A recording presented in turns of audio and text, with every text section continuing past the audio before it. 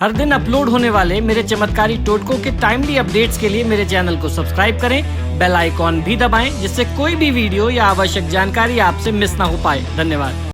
श्री कृष्ण जन्माष्टमी की हार्दिक बधाई व अनंत शुभकामनाओं के साथ मैं वैभव नाथ शर्मा आप सभी लोगों का स्वागत व अभिनंदन करता हूं अपने YouTube चैनल वैभव वन पर।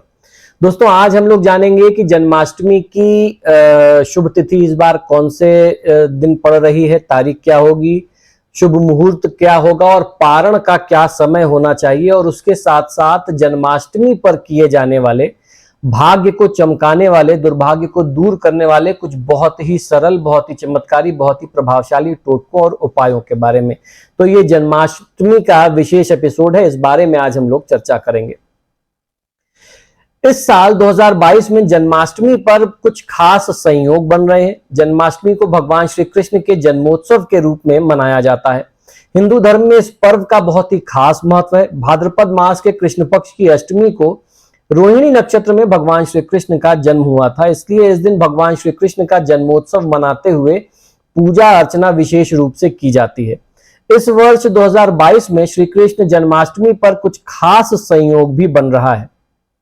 तो हम लोग जानेंगे कि ये खास संयोग क्या है और किस तिथि पर जन्माष्टमी मनाई जानी चाहिए। इस साल श्री कृष्ण जन्माष्टमी बेहद खास रहने वाली है। दरअसल इस बार जन्माष्टमी के दिन ध्रुव और वृद्धि योग का निर्माण हो रहा है। जन्माष्टमी की रात में 8:42 तक वृद्धि योग रहेगा। इसके बाद ध्रुव योग आरंभ हो जाएगा। ज्योतिष शास्त्र में यह योग बहुत ही खास माना जाता है और इस योग में किए गए कार्य का बहुत ही शुभ परिणाम जातक को प्राप्त होता है।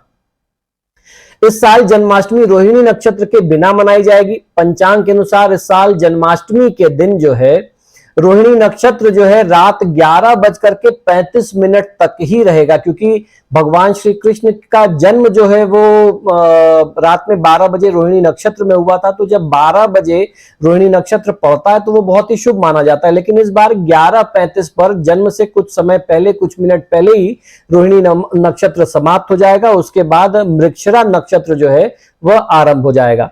इस वर्ष श्री कृष्ण जन्माष्टमी 18 अगस्त 2022 को गुरुवार के दिन मनाई जाएगी।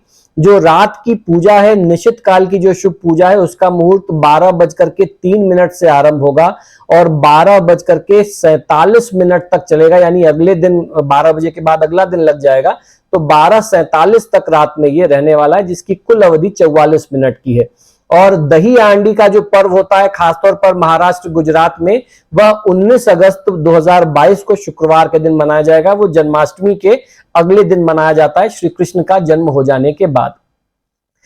जन्माष्टमी व्रत का पारण जो है वो अष्टमी की तिथि समाप्ति जो है रात में 10:59 पर हो रही है। तो पारण का समय 19 अगस्त को सुबह 5:52 के बाद ही मनाया जाएगा। तो जो भी लोग व्रत रखते हैं तो व्रत खोलने की जो विधि है वो अगले दिन 19 अगस्त को सुबह 5:52 के बाद ही आपको व्रत का पारण करना चाहिए।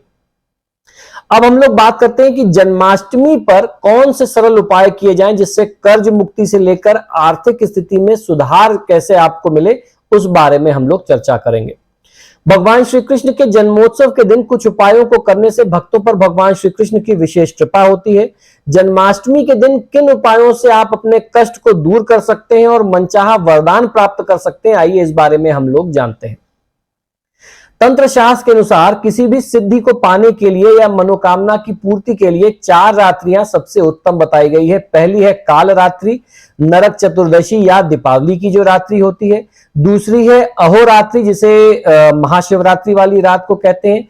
तीसरी है दारुण रात्रि, जो होली का त्योहार होता है, होली की रात जो होती है वो दारुण रात्रि होती है। और चौथी है मोह रात्रि, अर्थात जन्माष्टमी की रात। यानी इन 4 रात्रि में अगर कोई भी उपाय किए जाएं तो अवश्य ही वह सफल होते हैं, वो उपाय कभी भी खाली नहीं जाते। तो आइए जानते हैं कि श्री कृष्ण जन्माष्टमी को पूरे दिन में और खासतौर पर रात 12 बजे कौन से आप विशेष उपाय और टोटके कर सकते हैं जिनसे आपको आपके जीवन की समस्याओं से मुक्ति मिल सके। जन्माष्टमी के दिन घर पर गाय या बछड़े की मूर्ति लगाना चाहिए, स्थापित करना चाहिए पूजा स्थान में। ऐसी मान्यता है कि ऐसा करने से आर्थिक पक्ष में सुधार होता है। दूसरा उपाय यह कि जन्माष्टमी के दिन कन्याओं को बुला करके खीर खिलाएं। ऐसा लगातार 5 शुक्रवार जन्माष्टमी से आरंभ करके 5 शुक्रवार लगातार करेंगे तो आपके नौकरी या व्यापार में जो भी दिक्कत चल रही है, आमदनी में अगर कहीं कोई बाधा आ रही है तो वह दिक्कत समस्या दूर होती है, नौकरी व्यापार में उन्नति होती है और आय में वृद्धि के योग इस उपाय को करने से बनने लग जाते हैं। तीसरा उपाय यह कि जन्माष्टमी के दिन भगवान श्री कृष्ण को चांदी की बांसुरी समर्पित करना चाहिए। पूजा के बाद इस बांसुरी को तिजोरी या पर्स में रख लें। ऐसी मान्यता है कि इस उपाय को करने से धन लाभ के योग जातक के लिए बनने लग जाते हैं। चौथा उपाय यह है कि जन्माष्टमी के दिन राधा माधव को 56 प्रकार के भोग लगाएं। कहते हैं ऐसा करने से श्री कृष्ण प्रसन्न होते हैं और आपकी हर प्रकार की मनोकामनाएं जो हैं वह पूरी करते हैं। जन्माष्टमी के दिन शाम को तुलसी के पौधे की भी पूजा करनी चाहिए। कहते हैं कि ऐसा करने से कर्ज मुक्ति मिलती है। अगर आप जन्माष्टमी की रात में भगवान श्री कृष्ण के साथ तुलसी की भी पूजा करते हैं तो जन्माष्टमी की रात 12 बजे दूध में केसर मिलाकर के श्री कृष्ण का अभिषेक करना चाहिए। मान्यता है कि ऐसा करने से सुख समृद्धि और आर्थिक पक्ष में सुधार होता है। जन्माष्टमी के दिन प्रातः स्नान आदि करने के बाद किसी भी राधा कृष्ण के मंदिर में जाकर के प्रभु श्री कृष्ण जी को पीले पुष्पों की माला समर्पित करें। इससे आर्थिक संकट दूर होने लगते हैं और धन लाभ के प्रबल योग जातक के जीवन में, इस उपाय को करने वाले व्यक्ति के जीवन में बनने लग जाते हैं। दूसरा उपाय यह कि जन्माष्टमी के दिन प्रातः दक्षिणावर्ती शंख में जल भर करके भगवान श्री कृष्ण का अभिषेक करें। इसके बाद यह उपाय शुक्रवार के शुक्रवार करते रहने से जो भी जातक इसको करता है, माता लक्ष्मी की कृपा उसके ऊपर और उसके परिवार के ऊपर सदैव बनी रहती है। इस उपाय को करने से आपकी हर प्रकार की मनोकामनाएं भी पूरी होती हैं। जन्माष्टमी के दिन भगवान श्री कृष्ण को सफेद मिठाई, साबूदाने और चावल की खीर यथाशक्ति मेवे डाल करके अगर आप बनाते हैं और उसका भोग लगाते हैं, उसमें चीनी की जगह जो ताल मिश्री होती है, प्राकृतिक मिश्री जो होती है, उसका अगर आप प्रयोग करेंगे, तुलसी का दल डाल करके भोग लगाएंगे राधा कृष्ण को, तो इससे द्वारकाधीश की कृपा आपको प्राप्त होती है और उनकी कृपा से जीवन के हर प्रकार के सुख और ऐश्वर्य आपके कदमों में होते हैं। हर तरह के सुख और ऐश्वर्य को दिलाने वाला ये विशेष उपाय शास्त्रों में बताया गया है। भगवान श्री कृष्ण को पीतांबरधारी भी कहते हैं। पीतांबरधारी का अर्थ होता है जो पीले रंग के वस्त्र धारण करता हो। इसलिए श्री कृष्ण जन्माष्टमी के दिन किसी मंदिर में भगवान को पीले रंग के कपड़े, पीले फल, पीले अनाज, पीली मिठाई, पीले फूल से आपको उनकी पूजा करनी चाहिए और इन्हीं पीली वस्तुओं का आपको दान करना चाहिए। ऐसा करने से भगवान श्री कृष्ण और माता लक्ष्मी दोनों ही प्रसन्न होते हैं और उस जातक के जीवन में धन और यश की कोई कमी फिर इस उपाय को करने के बाद नहीं रह जाती।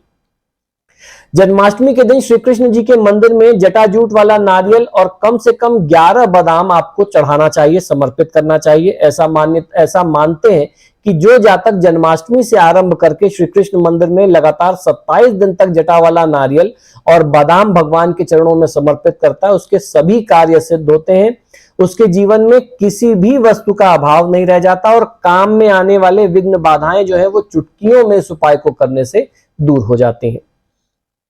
व्यापार में, नौकरी में तरक्की उन्नति के लिए कई बार क्या होता है कि बहुत प्रयास के बावजूद भी व्यापार में, नौकरी में मनवांछित सफलता नहीं मिल पाती। इसलिए जन्माष्टमी के दिन अपने घर में 7 कन्याओं को बुला करके उन्हें खीर या सफेद मिठाई खिला करके कुछ भेंट उपहार दे करके उनको खुश करके, प्रसन्न करके उनका आशीर्वाद लेना चाहिए। ऐसा उसके बाद लगातार 5 शुक्रवार अगर आप नियम से करते हैं तो इस उपाय को करने से मां लक्ष्मी की कृपा से आपके व्यापार कारोबार में मनवांछित सफलता मिलती है, आपको उन्नति की प्राप्ति होती है। जन्माष्टमी के दिन भगवान श्री कृष्ण को पान का पत्ता समर्पित करें और उसके बाद उस पत्ते पर रोली से श्री मंत्र लिख करके उसे अपनी तिजोरी में रख लें। इस उपाय से लगातार धन का आगमन आपके परिवार में होता रहता है। जन्माष्टमी की रात को 12 बजे भगवान श्री कृष्ण का जब जन्म हुआ था, उस समय भगवान श्री कृष्ण का केसर मिश्रित दूध से अभिषेक करने से भगवान श्री कृष्ण की कृपा से जीवन में स्थायी रूप से सुख और समृद्धि की प्राप्ति जातक को होती है। दूसरा उपाय है जीवन में स्थिरता और संघर्ष को दूर करने के लिए जन्माष्टमी के दिन प्रातः श्री कृष्ण मंदिर में जाकर के भगवान के गले में तुलसी के पत्ते की माला का जाप करने वाली तुलसी की माला जो है वो डाल करके वहीं पर तुलसी की माला से ओम नमो भगवते वासुदेवाय मंत्र का जाप आपको करना चाहिए। यथासंभव यथासामर्थ 5 माला करें, 11 माला करें, 21 माला करें, तो जीवन में किसी भी तरीके का संघर्ष, तनाव, अस्थिरता, विघ्न बाधा होगी वह समाप्त होने लग जाएगी। जन्माष्टमी की संध्या के समय में घर में तुलसी के पौधे के पास देसी घी का दीपक जलाएं और ओम नमो भगवते वासुदेवाय मंत्र का जाप करते हुए तुलसी की 11 परिक्रमा आपको करना चाहिए, तुलसी के पौधे की। इससे परिवार में सुख, शांति और प्रेम का वातावरण सदैव बना रहता है। इसी तरीके से जीवन में यश और सफलता प्राप्त करने के लिए जन्माष्टमी के दिन से आरंभ करके नित्य माथे पर पीले चंदन या फिर केसर में गुलाब जल घोल करके उसका तिलक आपको लगाना चाहिए। इस उपाय से जीवन में सफलता का मार्ग प्रशस्त होता है और समाज में यश, कीर्ति, वैभव की प्राप्ति आपको होती है। तो दोस्तों, आशा करता हूं कि शास्त्र से जुड़ी हुई बातें, ज्ञान की बातें जो आपको हमारे YouTube चैनल से प्राप्त होती हैं, वह निश्चित ही पसंद आती होंगी। आप सभी से बार बार आग्रह है कि जब भी आप मेरे वीडियोस देखते हैं तो इनको लाइक और शेयर जरूर करें, और आपने अगर अभी तक मेरे चैनल को सब्सक्राइब नहीं किया तो प्लीज इसे सब्सक्राइब करिए। इसी शुभकामना के साथ कि आपका दिन शुभ हो, मुझे आज्ञा दीजिए और देखते रहिए मेरा YouTube चैनल वैभव वन। जय जय श्री राधे कृष्ण। हर हर महादेव मित्रों, आप देख रहे हैं मेरा YouTube चैनल वैभव वन। मेरे चमत्कारी उपाय, ज्योतिष, वास्तु, तंत्र मंत्र, दैनिक राशिफल, व्रत त्योहार, वैदिक पूजा पाठ के लेटेस्ट अपडेट्स के लिए मेरे चैनल को सब्सक्राइब करें। साथ ही घंटी के निशान को भी दबाएं, जिससे कोई भी उपाय आपसे मिस ना हो जाए। परेशान बिल्कुल भी ना हो। जीवन में यदि समस्याएं हैं तो शास्त्रों में उसका समाधान भी है। मित्रों, यदि आप अपनी किसी भी व्यक्तिगत समस्या के लिए मुझसे परामर्श और समाधान चाहते हैं, यानी आप अपनी किसी भी पर्सनल प्रॉब्लम के लिए मुझसे कंसल्टेशन और रेमेडीज चाहते हैं, तो उसके दो तरीके हैं। टेलीफोनिक कंसल्टेशन, फोन पे बात करना, और दूसरा फेस टू फेस यानी पर्सनल मीटिंग करना। आप हमें फोन के माध्यम से, ईमेल और व्हाट्सएप के माध्यम से अपॉइंटमेंट बुक कर सकते हैं। हमारा नंबर है 9990724131। आपको 2 नंबर दे रहा हूँ, इन दोनों नंबर पे व्हाट्सएप अवेलेबल है, आप व्हाट्सएप करें। 9818300146 ये हमारे ऑफिस का दूसरा नंबर है। अगर आप हमें ईमेल करना चाहते हैं तो आप हमें ईमेल कर सकते हैं। हमारी ईमेल आईडी नोट कर लीजिए, sharma.vaibhava vaibhava@gmail.com पर। इस पर आप हमें ईमेल भी कर सकते हैं। मित्रों, आजकल फ़ोन कॉल्स बहुत ज़्यादा हैं और मुझे भी मालूम है आप लोग कॉल करते हैं, फ़ोन रिसीव नहीं होता तो आप भी निराश होते हैं। ऐसे में ईमेल और व्हाट्सएप करना सबसे बेहतर तरीका है। धन्यवाद।